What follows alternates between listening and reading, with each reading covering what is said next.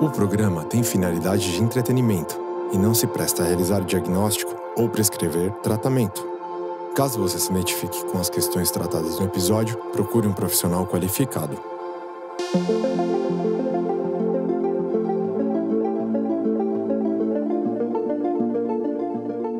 Olá, vocês me pararam na fila de laboratório, né? Que eu tava ali fazendo o meu check-up da mulher. Vocês me pararam em fila de farmácia para pedir a volta do Desculpe o Transtorno. E ele voltou. Eu sou a Tati Bernardo, eu sou escritora, sou roteirista. Estou com ele, que é escritor, que é professor e que é o psicanalista mais erudito e menos chato do Brasil. Christian Dunker, meu amigo Christian Dunker, que me defende nas redes quando falam: o que você está fazendo com essa menina? Dívida de jogo, certo, Christian? Ele tem uma dívida de jogo. E vou deixar você falar antes que me perturbem. Não, bem-vindo, pessoal. Eu tô super contente que o programa voltou. Mas acho que precisamos colocar também, né, Tati, que você estuda psicanálise, tem um percurso, faz mais de um programa em torno disso, né? Uma pessoa interessada. Faço análise há 20 anos. Também, tem o inconsciente coletivo, Sim. Tem... enfim, várias iniciativas que eu acho que Você vale não é a meu pena. amigo à toa, né, Christian? Somos amigos e a gente tem essa aventura, vamos dizer assim. Essa aventura. E aí tem um disclaimer importante, que é como é que funciona o Desculpe o Transtorno. Você vai mandar um e-mail para dotranstorno@gmail.com contando a sua doideirinha marota, a sua mania, a sua neura, né? E aí a gente vai conversar sobre o e-mail que vai chegar, só que você falou lá tão bonito aquela palavra role play. Então, a ideia é que a gente recupere um instrumento de transmissão da clínica que era usado antigamente, não sei, acho que hoje saiu um pouco de moda, que é o role playing. O role-playing vem do psicodrama, né? E a ideia é de que a gente está aqui encenando um personagem, que a gente está aqui encenando uma situação de supervisão. Né? No fundo, é como se a Tati estivesse trazendo o caso e a gente vai pensando junto, né? E o caso, ele é ficcionalizado. Né? Então, a pessoa manda a sua história, e a Tati, que é roteirista, já trabalhou até com roteiro de filmes, e recria o caso para a gente poder acentuar alguns aspectos, para torná-lo mais divertido, mais dramatúrgico. Isso. Né? E em cima disso, então, vai rolar a nossa conversa e a gente espera que isso acolha um pouco a demanda que você recebeu, né, de voltar ao programa, mas que a gente recebe. Eu recebo no meu canal, você recebe no seu, né? Da gente contar um pouco mais como acontece a terapia, né? Com o que a gente leva, como a gente trata. Eu vou dizer isso é importante, aquilo não é importante. Claro que cada um vai desenvolver o seu jeito de melhor usar a psicoterapia, mas a gente acredita que existe uma grande desinformação sobre como acontecem as psicoterapias, vamos dizer assim, em geral. E principalmente, né, isso expõe as pessoas incautas, ingênuas ou que têm menos percurso a coisas que não devem acontecer em psicoterapia. Então a gente tem essa dupla proposta, né? Então, você que vai mandar o e-mail, lembre-se da importância de ter o seu analista. O Christian não vai te analisar, a gente vai aqui desdobrar você num personagem e ficcionalizar trabalhar com uma ficção. Isso. Né? Então vamos lá, vamos à primeira querida que nos escreveu, que é a misândrica, que a gente vai chamar de Mi. Querido Dunker e querida Tati, escreva essa carta já confessando uma característica pela qual me conhece, sou misândrica. O ódio ao homem me persegue e quando menos espero, mentira, eu planejo muitas vezes, já alfinetei um homem e tentei humilhá-lo. Tenho um prazer sádico, inclusive em ser grossa com homens na frente de outros homens, dos amigos deles e na frente de mulheres. Tiro o sarro do tamanho de pau, sacanagem em mim. Da autoestima masculina elevada, o flerte, de funções meio básicas de organização, de não acertar o vaso sanitário, isso eu também sacanei porque é impressionante. A questão é, eu sei que eu objetifico homens e muitas vezes até me espanto quando escuto a angústia masculina, seus anseios, quase esquecendo que eles são humanos mesmo. Com amigos, tendo a ser menos agressiva, mas com os homens que estou me envolvendo, isso é uma pauta frequente. Aliás, aqui está o ponto. Digo que não gosto de homens, mas me relaciono com eles, namoro, transo. Com todos esses, sou uma grande mandona, e os homens que tendem a se aproximar de mim são todos pau-mandados. Já apareceu até os que gostam de ser corno. Porém, no sexo, eles precisam mandar em mim, e a minha parte preferida é a penetração. Deus me salve das contradições. Uma das contradições, inclusive, é penetração e Deus na mesma frase, né? Não é tanto no caráter do poder, mas sim porque sou uma mulher cansada e sobrecarregada. E, em algum momento, eu quero que alguém assuma o controle das coisas. É uma vibe baby girl. Especificamente, eu sinto que só não há espaço para o meu misandrismo ao lado de um homem específico. O único pelo qual me apaixonei. Aqui ela não disse se tá com ele, se é uma coisa meio... se apaixonou e não deu certo, se é o pai, aquelas que já começam. Além disso, nunca senti atração por nenhuma mulher, enquanto a maioria das pessoas, logo quando me conhece, acha que sou lésbica ou bissexual. Uma vez, um ficante perguntou se eu preferia ter filha ou filho. Eu respondi rápido, se for menino, eu aborto. E depois me assustei. É como se eu olhasse para todas as minhas amigas e mulheres ao meu redor e visse todas elas como muito melhores do que os homens. Elas são mais inteligentes, mais movimentadas. Movimentadas é uma palavra interessante. Sagazes e incomparáveis. Todos no meu trabalho brincam que eu estou transformando todas as funcionárias em misândricas. E eu respondo, na piada, que eles nos devem uma reparação histórica por tudo que fizeram. Reparação histérica, né? Eis a questão dessa jovem mulher, tenho 26 anos. Sou uma misândrica patológica ou apenas uma revoltada com o patriarcado? Grande abraço. Muito interessante, né, Tati? O que te chamou primariamente assim, a atenção? Pensando aqui que a gente tem uma coisa muito importante mesmo, que a gente leva em conta na clínica, especialmente nos primeiros contatos, nas entrevistas preliminares, né? Que é o que a gente chama de autodiagnóstico. Né? As pessoas têm os seus autodiagnósticos. Isso né? É uma coisa dos tempos atuais, né? Não, isso é uma coisa dos tempos imemoriais. Só que, antigamente, esses autodiagnósticos eram feitos com palavras, com significantes da linguagem ordinária. Entendi. Então, você é arteiro, eu sou uma pessoa burra, eu sou uma pessoa muito inquieta, ou sou uma pessoa, vamos dizer assim, que sou como a minha tia Cacilda, ou como Entendi. o meu Agora tio as pessoas Bernardo. já chegam falando, eu estou no Isso. espectro tal e não sei o quê. Isso. E, de fato, a misandria, ela seria o oposto da misoginia, mas tem um detalhe aqui, né? Que essa palavra ela já era usada para designar as pessoas que não gostam de outras pessoas, misantropos, né? Pessoas que têm uma distância, assim, né? Em relação a outras pessoas que gostam de uma vida solitária e etc. Que não parece ser o caso dela. Né? Parece Ela ser sempre fala, meus amigos, eu tenho muitas amigas, os meus amigos eu não trato assim, mulheres eu não trato assim. Porém, as relações amorosas, e ela diz aqui que gosta de homem, transa com homem, talvez ela entenda como mais íntima, que vai ficar mais próxima. E aí esse misantropo dela pode vir à tona, né? Como é que você caracterizaria, né? O que você acha aqui, assim, do que é a contradição onde ela se coloca, né?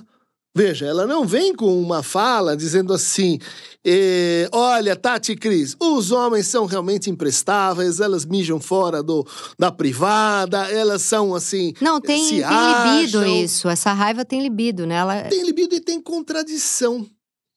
Percebe que o ponto em que ela se coloca é o ponto da contradição. Mas eu gosto deles, eu namoro eles. Eu gosto da penetração, eu gosto da pau. Exato. Ou seja, é ali que ela se localiza e que traz aqui uma abertura para a gente falar sobre a situação. O que você me diz dessa contradição? Dela se colocar, né, especificamente em contradição. Se você fosse, assim, iniciante, né, começando a atender e etc., o que você ia pensar desse negócio? Primeira coisa que me vem é que ela tem uma certa raiva, apesar dela falar que quer que no sexo ela quer que mandem nela. como isso deve ser confuso para ela, porque me parece que no sexo ela quer isso e no dia a dia dela não, né? Então, talvez ela se sinta vulnerável quando tá afim, quando tá com tesão, e isso dá raiva nela. Exatamente, quer dizer, você tá notando que tem como se fossem duas cenas, né? E elas não são de fato contraditórias, elas são inversas, né? Na cena social, ela aparece, vamos dizer assim, mandando, ela fala, eu gosto de humilhar. Eu gosto de humilhar, né? Eu sou assim, ativa, né? E na cena da cama, né? Na cena da intimidade, eu gosto que o outro tome iniciativa, que ele mande. E ela fala, eu gosto da penetração, ela se coloca nesse lugar de... ser penetrado, sim. Portanto, passivamente, vamos dizer. Sim. Né? Isso costuma acontecer assim. Né? Isso, vamos dizer assim, é uma espécie de regra importante, assim, né? Genérica para a gente olhar para as relações humanas. A forma como a gente se comporta entre quatro paredes, ela é um lado B da gente. O lado A é o lado social, é o lado, vamos dizer assim, onde a gente representa, onde a gente assume, né, publicamente certos desejos, que a gente, aquelas que não cabem aqui, a gente coloca para lá. Por isso existe essa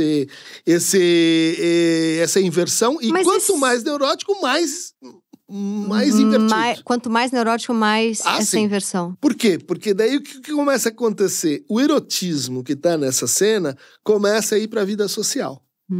Então, quando o cara humilha um funcionário, quando ele rebaixa uma pessoa de uma outra classe social, quando ele se mostra um escroto, por quê? Porque ali tem prazer. Ela não está reservando essa fantasia para o quatro paredes. A fantasia tá... E aí pode atrapalhar a vida dela. Pode atrapalhar a vida dela e, em geral, atrapalha a vida do próprio ou da própria. Agora, se ela escreve pra gente, tem uma angústia, porque eu sempre fico... Porque eu sempre penso assim, se o jogo tá bom? Tá bom, e aí vai ter sempre alguém que tope o jogo, né? Então, vamos supor, ela gosta de humilhar o cara socialmente e ser dominada na hora do sexo. Vamos supor que ela arrume um cara que tope isso, que ria, que não leve isso a sério. Né? Que ela comece a humilhar ele dê risada na hora e, sei lá. Vai ter alguém que vai... Ou seja, alguém que leia isso como uma cena jogo, sexual deslocada. Isso, né? E funcione. De repente, forma ali um casal que às vezes dura 40, 50 anos e vai, né? Agora, o que parece que ela tá dizendo aqui... E o subject do e-mail era leia pelo amor de Deus, ou seja... Pelo amor de Deus! Ela quer muito resolver, parece que ela quer... Eu não sei se ela quer resolver ou ela tem um prazer de mais uma vez reafirmar que ela gosta de humilhar os caras, não dá pra saber. Mas tem uma angústia aqui, senão... Muito bom isso que você disse, hein? Não dá pra saber. Não dá pra saber. Não dá pra saber. Ou seja, não bata o olho numa história dessa e diga, é isso, exato, é aquilo. Não dá pra saber, né? Justamente é esse ponto que, se fosse, né, uma terapia real... isso ia demandar anos aqui. Exatamente, vamos tentar descobrir. O que você quer? Você quer que eu sancione? Diga, ok, vai em frente? Eu venho de uma linha familiar da minha avó ser a pessoa forte que dava umas humilhadas no meu avô, da minha mãe ser a pessoa forte que dava umas humilhadas no meu pai. E muitas vezes eu me vejo nesse lugar de tratando os meus namorados como banana. E também me reconheço que numa cena mais erótica, eu inverto um pouco isso. Então, quando eu li, eu consegui entender a amiga aqui. Muito bom, Tatson, ótimo. Porque isso é uma coisa assim que a gente pena com os alunos de psicopatologia, né? Porque é um exercício prático, real, e não dá para você fingir que não faz. Que é, em todo caso, se reconhecer. Né? Dizer, isso podia estar em mim, eu tenho isso, eu já vi isso repercute Não em precisa mim. ser igual ao meu psiquiatra que fala, eu tomo o mesmo remédio. Não, aí passou da conta. Eu sinto igualzinho a você. Não precisa ser como ele. Não, porque o que a gente vai fazer não é se identificar. Claro, né? na frente usar essa ponto para, vamos dizer assim, começar a enxergar, escutar a partir do ponto de vista do outro também. Agora, tem uma questão que estou me identificando aqui com ela para tentar me aproximar e pensar algo, que muitas vezes isso me atrapalha, talvez atrapalhe ela. Porque às vezes a gente tá apaixonada pelo cara, quer estar com ele, mas ele não participa do jogo, ele não entende o jogo. E simplesmente vai embora falando, eu não vou ficar aqui nessa posição, né? E nem sempre é fácil pensar, bom, quem for perfeito pra mim vai participar do jogo. Às vezes a gente perde pessoas que a gente gosta, né? Então, tem uma dor, né, nesse prazer dela. E tem um desencontro que você está destacando, né? Entre, assim, o sintoma, né? Poderia acontecer da mesma forma em qualquer cultura, e a nossa cultura, né? A nossa cultura que até certo ponto sanciona isso, suporta isso, depois de certo ponto vai dizer assim, olha, a tua opção, né, o teu espectro de pessoas com quem você pode namorar se reduziu muito. Mas ela diz que o cara por quem ela se apaixonou, ela não fazia isso. Os outros, ela não estava apaixonada. Esse é o ponto-chave. Nisso ela se difere um pouco de mim, porque é quando eu tô muito apaixonada que eu começo a fazer, porque talvez me irrite estar muito apaixonada. Esse é um ponto colateral importante, né? Porque muitas pessoas vivem a paixão, né? Como, diz o radical, como passividade. Exato, e me irrita profundamente. E daí eu sinto que o outro está me dominando. Mesmo que ele não tenha feito nada. Mas ela me domina porque eu espero o telefone dele, porque ela não falou, porque ela já disse, porque ela não respondeu a demanda que a gente tem. Mas segue. Sim. Ela tá dizendo aqui que quando ela está realmente apaixonada, né? Mas ela diz o único, né? Quando ela diz, só por um eu não fiz isso. Muito importante. Mas aí eu fico me perguntando, e ela não coloca isso no texto, se esse cara é alguém com quem ela viveu uma história ou se foi uma coisa platônica. Porque quando é platônico, a gente realmente não trata como idiota. Até porque é a única chance que a gente tem de endeusar um homem. Sensacional! Porque na nossa imaginação ele é perfeito justamente porque ele é a nossa imaginação. E a nossa imaginação é perfeita. E né? por isso combina muito com esse detalhe muito importante, né? De que você não sabe se está acontecendo ou não. Né? Ou seja, exato. Exatamente. E você está no controle. Uma formação de idealização, né? Pertence-se ao mundo ou ao outro? Sim, né? E para uma mulher controladora, ela está no controle, né? Ela criou. Mas vamos ser rigorosos aqui. Uma mulher controladora, mas uma mulher controlada também. Sim, que inclusive gosta. A graça é essa divisão, controladora e controlada. E aí a gente tem esse ponto de exceção. Eu acho que esse ponto de exceção, ele fala um pouco do que está nesse jogo. Porque esse jogo pode acontecer em muitos funcionamentos. Né?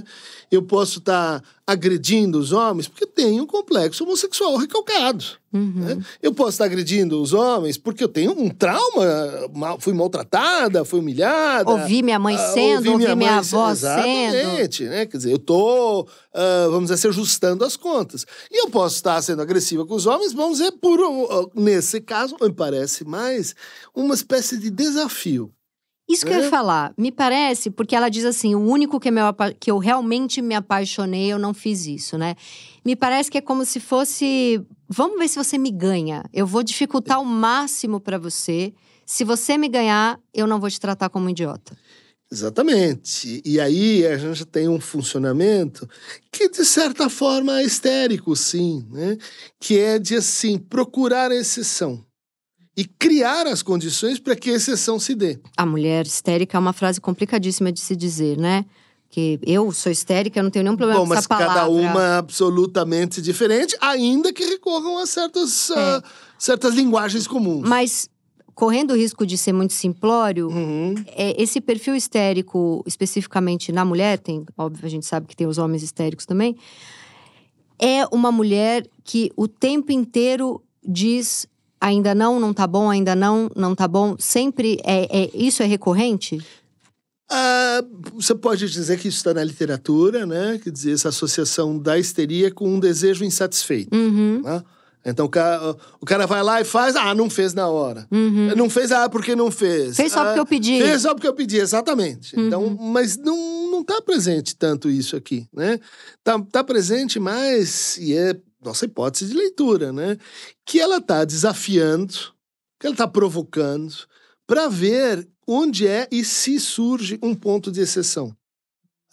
Esse aqui, e ele reagiu de um jeito diferente. Ou seja, não são todos os homens que são iguais. É o que ela está dizendo. Aquele que Nem eu amo... todo homem. Nem todo Mas homem. Tem sempre um pelo menos um É. que escapa, que está nessa posição de exceção e que muitas vezes se confunde com o platonismo mesmo, né? Eu não encontrei, mas ele existe. Ele existe. Ele está em algum lugar. E aí eu vou destruindo um e outro para, no fundo, tentar extrair esse lugar. Mas isso, aí eu lembro um pouco de Melanie Klein dizendo que o bebê destrói pra ver se a mãe sobrevive. Perfeito. Será que não tem algo infantil Também, aqui de também. ver se essa... Também. Porque, não sei, aí talvez eu esteja falando de mim, mas não sei, parece que ela talvez esteja procurando o cuidador que vai sobreviver a esse nenê que vai destruir, sabe? Que é o outro lado dessa extração da exceção, né? Quer dizer, qual é a regra? Eu sou agressivo com você, você devolve, a gente entra num embate pra ver quem, enfim, é o dono dos falos.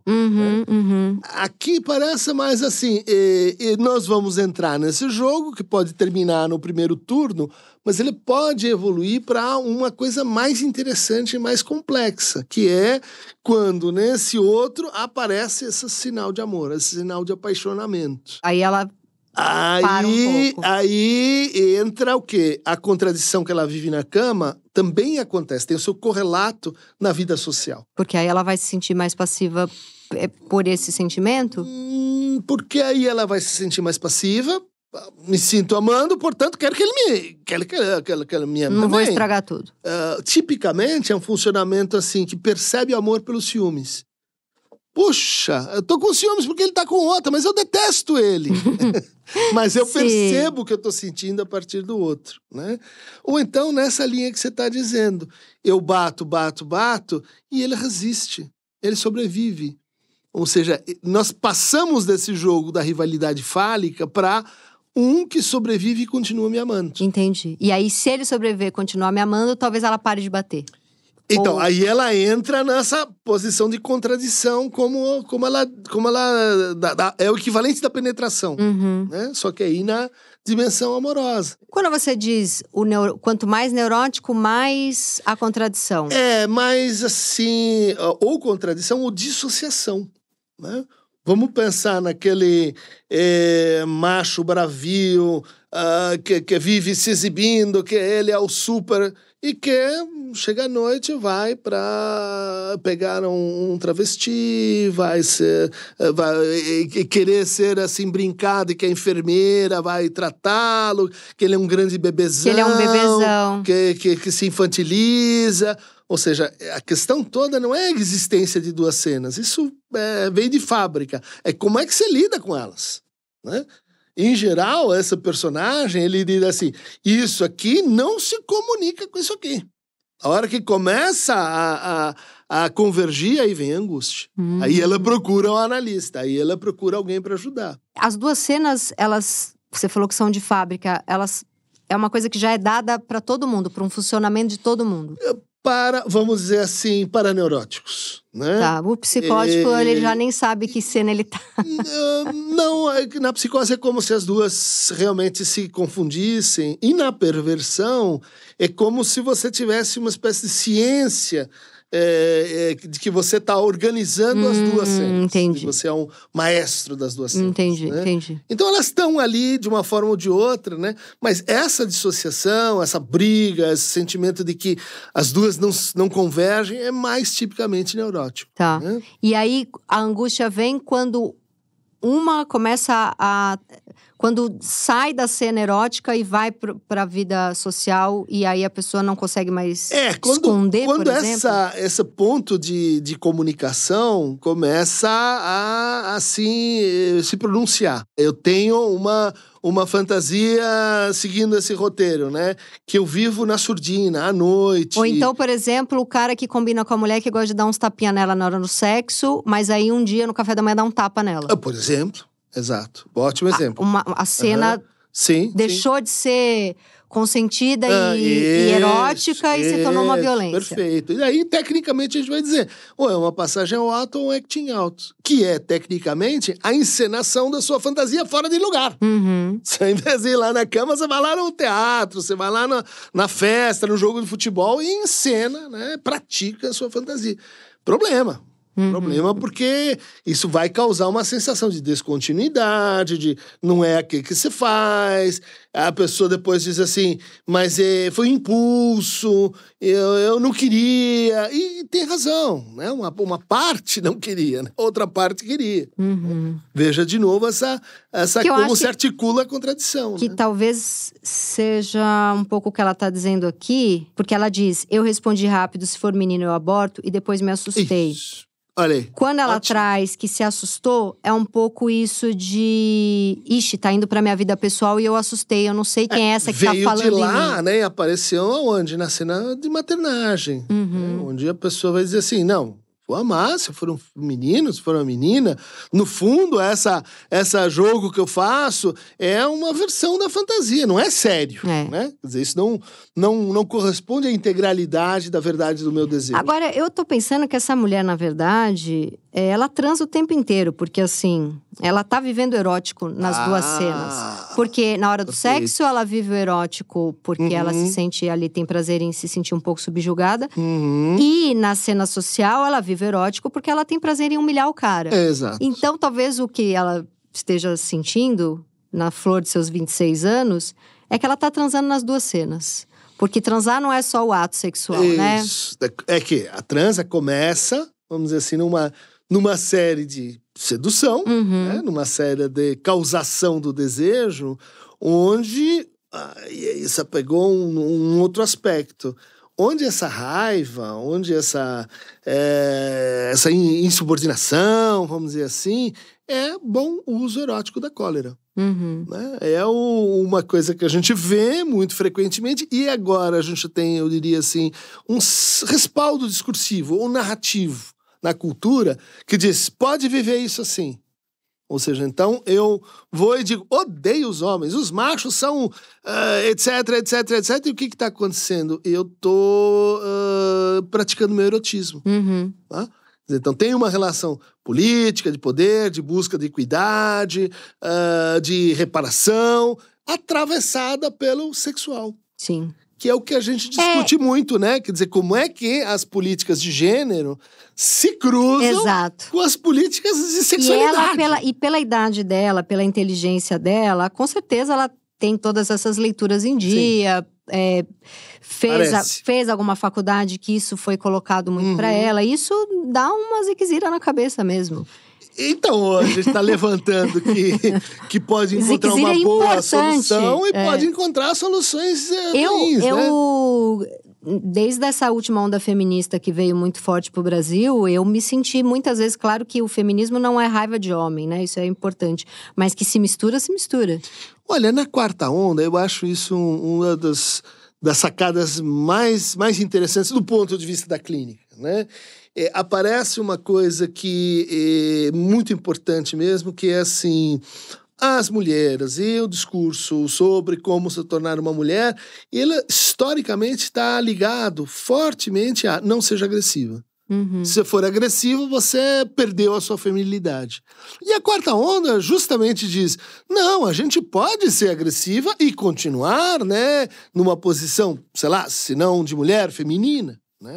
E isso é uma encrenca na clínica, porque mulheres, muitas vezes emancipadas, que têm consciência, vamos dizer assim, das questões de gênero, têm dificuldade para serem agressivas.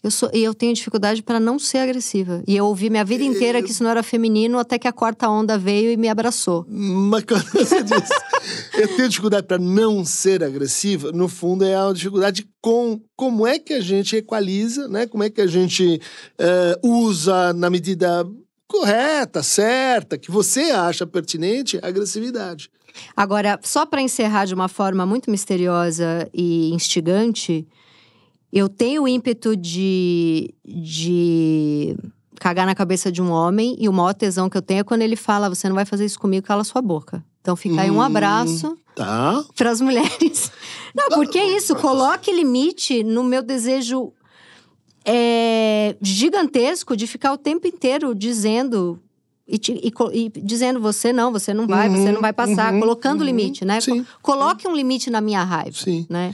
Você tem duas leituras, né? Uma vai dizer assim, né? Ah, mas então você está querendo um mestre para te governar, alguém que te põe limite, um sucedâneo do pai, você está reeditando lá uma posição, vamos dizer assim, de amor infantil. Né? Mas tem uma outra leitura para isso, que justamente vai olhar para a literatura e dizer, olha como a gente tem sido ensinado a amar desde o século XIV. A partir da ideia de que o amor implica em inversões, né? Se eu te amo, o que eu quero de você? Que você me ame. E se você me ama, o que eu espero de mim? Que eu te ame em resposta, em correspondência. Então, quando você diz assim, eu cago na cabeça de um homem até ele fazer o quê? Até ele inverter. Então, o que pode estar em jogo aí é uma espécie assim de vou testar para ver se aqui tem ou não dialética amorosa. Nossa, que incrível inversão isso. Entre amar e ser amado. Amar e ser amado. E que daí você vai olhar para a relação, você vai dizer, olha como isso vai acompanhar a história desse amor. Que é marcada mesmo por momentos de não aguento mais, agora tenho medo de perder. Ela fala disso. Sim. Tenho medo de perder. E o medo de perder me coloca o quê? Na posição de amante. Agora eu tenho que correr atrás. Né? Quando eu não tenho medo de perder, estou aqui me refestelando, sendo amada, transbordando na minha satisfação narcísica, só que eu não amo. É muito angustiante, porque assim, todo o trabalho de uma escritora feminista ou de uma menina dessa que tem 26 anos, mas claramente é pessoa inteligente, leu tudo que tinha que ler, não cale uma mulher, pelo amor de Deus, me cala. Isso. Né? Agora, só você pode falar. Eu posso falar. Sim, mas... Eu posso falar e eu posso ser calada na hora que eu quero. Mas, de novo, né, Tati? Lembrando que aí a gente tem essa confusão, né? Essa encrenca mesmo entre o que é uma demanda social, uma demanda política, de poder ter lugar de fala, e uma demanda erótica. Sim, até porque o homem que vai me calar, não é o homem que vai mandar eu calar a boca. É o homem que vai falar, eu não sou esse bosta, pode parar. Pode parar de falar sem parar. Eu tô aqui, né? Isso é o calar que talvez a gente espere. O que exige uma inteligência, eu detesto a expressão, emocional, do lado do homem, Sim. muito mais astuta do que quer ou não quer, tá afim ou não tá afim. Por isso que é difícil. Quando aparece um bacana, a gente fica ali encantada, sabendo que demora pra vir outro. Bom, Christian, maravilhoso esse episódio. Obrigada. Obrigada a nossa querida… Como é que a gente chamou ela? A misantropa. A misândrica. Obrigada, Mi, por esse e-mail. E espero que você consiga viver sua vida amorosa com plenitude e uns tapinhas à noite. E para mais fragmentos clínicos, teatrais, dramatúrgicos, clique aqui do transtorno@gmail.com. É isso. Esse foi o Desculpe o Transtorno, comigo, Tati Bernardi, e com o Christian Dunker. Esse programa tem produção da Zamunda Studio. Mande e-mail para dotranstorno@gmail.com. Até o próximo episódio.